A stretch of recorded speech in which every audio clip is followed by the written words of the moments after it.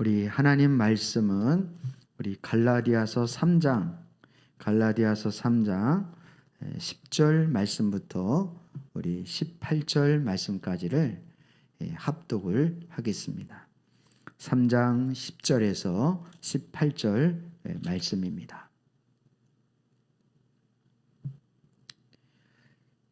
3장 10절 우리 같이 합독하겠습니다. 율법의 행위와 행위에 근거하여 살려고 하는 사람은 누구나 다 저주 아래에 있습니다. 기록된 바 율법에 기록된 모든 것을 계속하여 행하지 않는 사람은 다 저주 아래에 있다 하였습니다. 하나님 앞에서는 율법으로는 아무도 의롭게 되지 못한다는 것이 명백합니다. 의인은 믿음으로 살 것이다 하였기 때문입니다. 그러나 율법은 믿음에서 생긴 것이 아닙니다. 오히려 율법의 일을 행하는 사람은 그 일로 살 것이다 하였습니다. 그리스도께서 우리를 위하여 저주를 받는 사람이 되심으로써 우리를 율법의 저주에서 속량해 주셨습니다. 기록된 바 나무에 달린 자는 모두 저주를 받은 자이다 하였기 때문입니다. 그것은 아브라함에게 내리신 복을 그리스도 예수 안에서 이방 사람에게 미치게 하시고 우리로 하여금 믿음으로 말미암아 약속하신 성령을 받게 하시려는 것입니다. 형제자매 여러분, 나는 사람의 관례로 예를 들어 말하겠습니다. 어떤 사람이 적법하게 유언을 작성해 놓으면 아무도 그것을 무효하거나 거기에다가 어떤 것을 덧붙일 수 없습니다.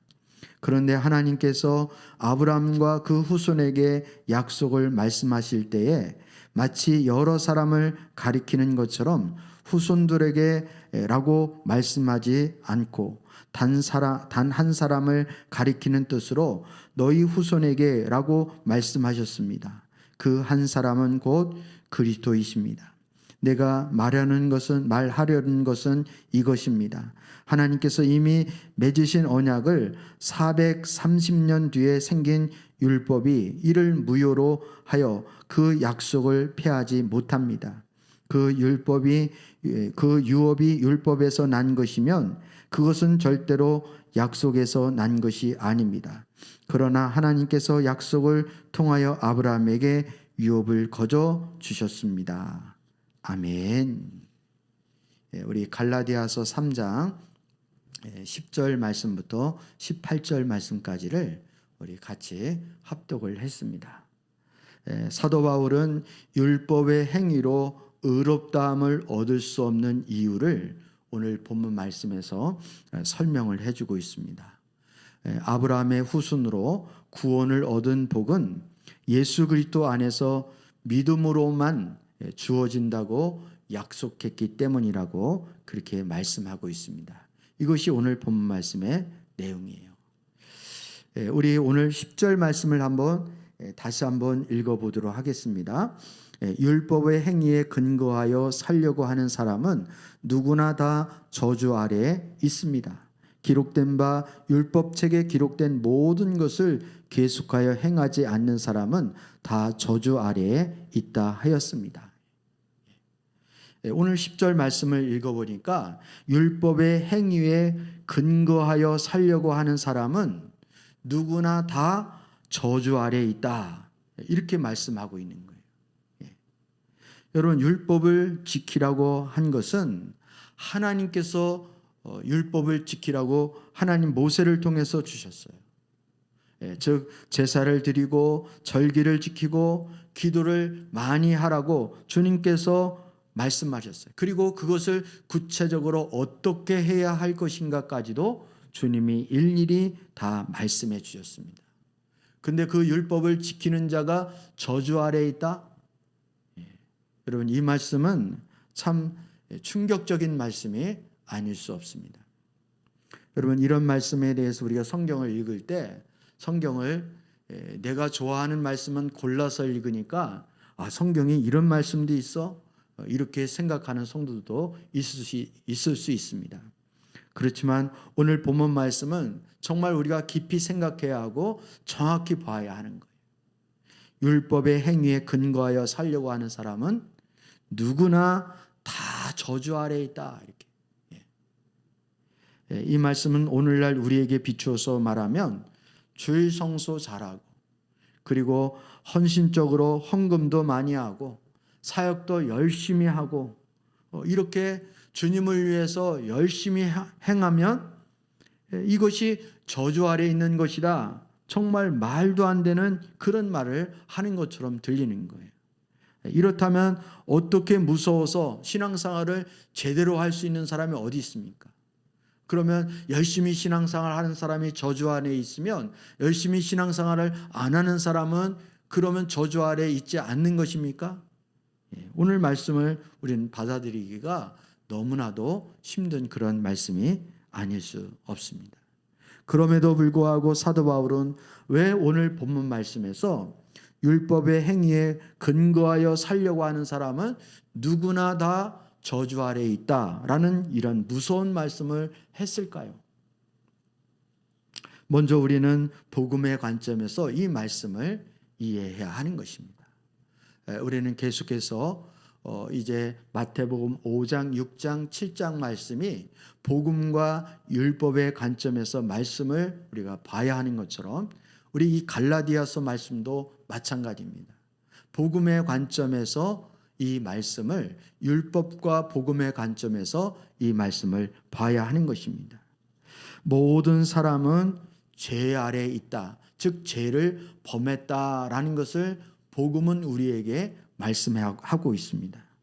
특별히 로마서 3장 23절 말씀에 이런 말씀이 있습니다. 모든 사람이 죄를 범하였습니다. 그래서 사람은 하나님의 영광에 못 미치는 처지에 놓여 있습니다. 여러분, 모든 사람이 죄를 범하여서 하나님의 영광에 이르지 못하는, 하나님의 영광에 이르지 못할 뿐만 아니라 모두가 다 죄의 저주 아래 있게 되었다는 것입니다. 그래서 하나님이 우리의 이 영적인 처지를 알고 있기 때문에 복음 대신 예수님을 이 땅에 보내주신 거예요. 그래서 누구든지 그 예수님을 믿기만 하면 하나님이 의롭다라고 인정을 해 주시겠다는 거예요. 그 말씀이 오늘 11절 말씀입니다. 우리 11절을 다시 한번 읽어보겠습니다. 시작. 하나님 앞에서는 율법으로는 아무도 의롭게 되지 못한다는 것이 명백합니다. 의인은 믿음으로 살 것이다 하였기 때문입니다. 예, 맞습니다. 율법으로는 아무도 의롭게 되지 못한다는 것이 너무나도 명백하다는 거예요. 즉 율법 아래, 저주 아래 있다라는 거예요. 모든 사람들이. 그래서 그 율법을 지키는 걸 통해서 그 어느 누구도 하나님 앞에 의롭다 인정받을 자가 아무도 없다라는 것이 너무나도 명백하지 않느냐. 그래서 예수 그리스도께서 우리를 위하여 저주받는 사람이 되셨다라고 지금 사도 바울은 갈라디아 교회 성도들에게 그렇게 설명을 하고 있는 거예요.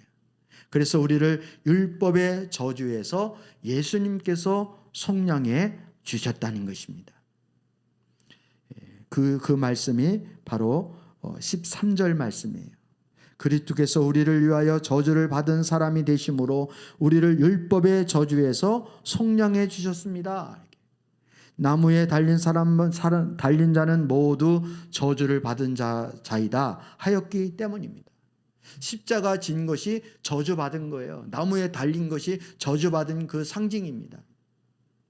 예수님께서 내가 율법의 저주를 받아야 하는데 대신 예수님이 나를 대신해서 율법의 저주를 십자가에서 받으시고 율법의 저주에서 우리를 속량해 주셨다는 거예요. 그 사실을 믿으라는 거예요. 이것이 의인은 믿음으로 살 것이라는 그런 말씀의 내용입니다.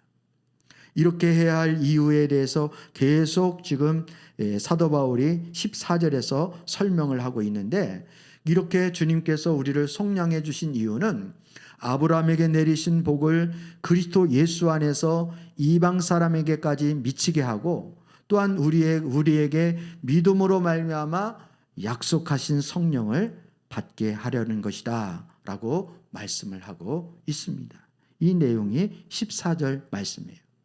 그러면서 바울은 믿음의 조상인 아브라함의 예를 들면서 우리에게 설명을 해주고 있습니다.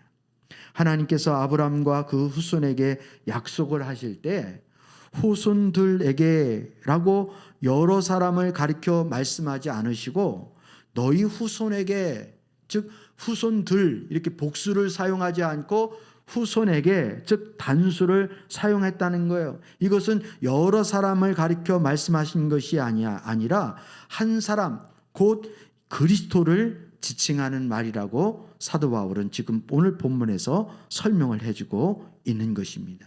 그것이 오늘 16절 말씀입니다. 그러면서 또 하나는 이 언약이 주어진 430년 후에 율법이 주어졌다는 거예요. 이 율법이 먼저 난 것이 아니라 하나님의 약속이 먼저라는, 자손을 주겠다라는 하나님의 약속이 먼저라는 거예요. 430년 후에, 그때 그 후에 하나님이 율법을 주셨다라는 거예요. 그리고 그 유업이 율법에서 난 것이 아니라 하나님의 약속은 믿음으로 주어진 것이라고 사도 바울은 말씀하고 있는 것입니다. 그래서 율법의 행위가 중요한 것이 아니라 하나님의 약속을 믿음으로 받아들이는 것. 즉 예수 그리스도가 우리의 죄를 속량해 주셨다라는 것을, 우리가 그 언약을 믿음으로 받아들이는 것. 오직 의인은 믿음으로 의롭다라는 사실을 믿음으로 취하는 것, 복음으로 살아가는 것, 이것이 중요하다는 것을 사도 바울은 아브라함의 예를 들어서 오늘 본문에서 설명을 해주고 있습니다. 우리 성도는 율법의 행위로 살아가는 것이 아니라 우리 성도들은 복음으로, 즉 믿음으로 살아가는 자들입니다. 자신의 신념이나 자신의 철학이 아니라 오직 믿음의 시작이 되시고 믿음의 완성자 되시는, 우리를 율법의 저주에서 속량해 주신 그 예수 그리스도를 신뢰하며 그 예수님을 따라가는 삶이 우리 신앙이라고 말할 수 있습니다. 그래서 신앙생활을 자신의 행위에 초점을 두는 것이 아니라 예수 그리스도를 믿는 믿음에 초점을 맞춰야 하는 것입니다. 우리 신앙생활을 자기 행위에 초점을 맞추게 되면 우리는 늘 실패하고, 그리고 못난 자신 때문에 낙심하고 우리는 좌절할 수밖에 없습니다. 혹여 우리가 몇 가지 잘했다 할지라도 그것은 나에게 초점을 맞추게 되면 그것은 교만함으로 나갈 수 있는 거예요. 하지만 우리의 예수님에게 초점을 맞추게 되어지면 우리가 설령 부족한다 할지라도 그것은 하나님 예수님의 은혜가 나를 도와줄 거라는 믿음을 갖게 되는 것입니다. 따라서 또한 우리가 뭔가 좀 잘했다 할지라도 그것은 내가 한 것이 아니라 주님의 은혜로 한 것이기 때문에 우리가 마음이 높아지거나 교만할 이유도 없게 되어지는 거예요. 그래서 우리가 율법의 행위를 쫓아가는 그 저주 아래 있을 것인가, 아니면 예수님을 믿는 그 믿음으로 우리가 승리의 삶을 살고 생명의 삶을 살 것인가, 이 기로가 중요하다라고 사도 바울은 갈라디아 교회 성도들에게 오늘도 말씀하고 있는 것입니다. 사랑하는 성도 여러분, 우리가 신앙생활 할 때에도 나에게 초점을 맞추지 말고, 나의 어떠함에 초점을 맞추지 말고 예수 그리스도에게 초점을 맞출 수 있는 우리 사랑하는 모든 사랑교회 성도님들이 다 되어질 수 있기를 다시 한번 주님의 이름으로 축복합니다.